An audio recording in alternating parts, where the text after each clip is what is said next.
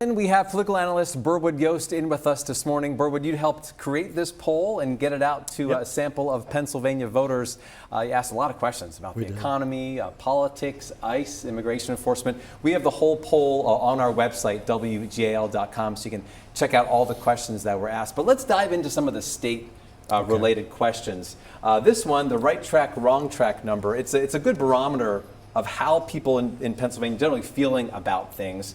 You see here, 39% of voters think that Pennsylvania is in the right direction. 44% think on the wrong direction. What's kind of your takeaway from this sentiment here? Well, first, people haven't felt positively about the direction of the state since about 2020.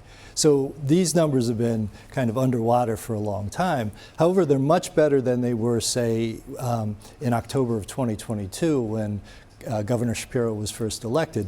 It was like 45% more people said wrong direction than right track. So the numbers have improved, and that they're almost back to normal is probably a better sign than we think, because for a long time they were well underwater. The numbers don't shift too much, but the right track number is up 2 points since October, so there is movement there. Let's see how this could all be affecting how people think that the governor is doing, because when you ask a right track, wrong track, I guess you can interpret that many ways, but it does land on the governor who's running Pennsylvania. And you see here a majority, 50%, say that the governor's doing an excellent or good job. Yeah, his numbers are about, when you think about where he is in his first term, his numbers are the highest we've seen of any incumbent governor this century since 2000. Oh, wow. So these are really solid numbers. They put him in a really excellent spot to run for re-election.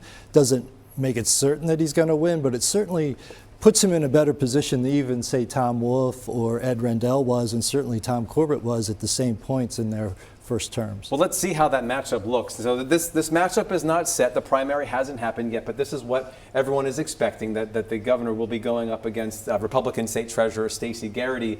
Early snapshot, but wide margin here, 20 points. Yeah, and this reflects what we just talked about with the governor's positive job approval rating. What's interesting about the governor's ratings is that he's appealing to some Republicans, a lot of moderates, not just Democrats, and that helps him in a race like this. Look, Stacey Garrity has not started the campaign yet, right? So there's still a long way to go. She hasn't had a primary challenger, so people start to recognize her. There's still, I think you mentioned it earlier this morning, about a quarter of voters who said they're not sure who they're going to vote for. So this race, this is the starting point. I expect this race to get much closer. Sure, but if you are starting, you'd rather, at least in this poll, be Shapiro than Garrity at this point. Okay, so we talked about the governor's approval. Let's talk about the president's approval among Pennsylvania voters. Very different than Shapiro's.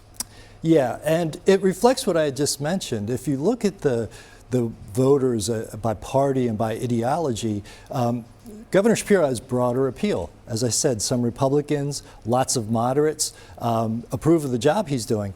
I mean, 51% of Pennsylvanians say President Trump's doing a poor job, and virtually very few moderates, almost no Democrats think he's doing a good job or an excellent job. So it really is the divisiveness, people are polarized by his performance.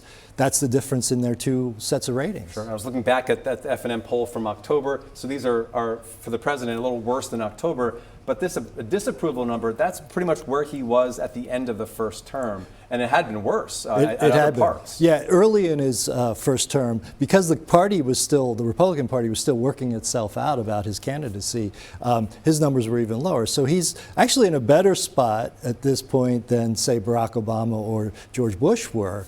But still, he's a more polarizing figure than Shapiro. And we've seen his other ratings, like on immigration and on foreign affairs, decline as well. So, which had been strengths of his. Yeah. And we'll see what happens, because the poll was before what's been happening in Iran. That's right. So we'll see on the next time how that all shakes out.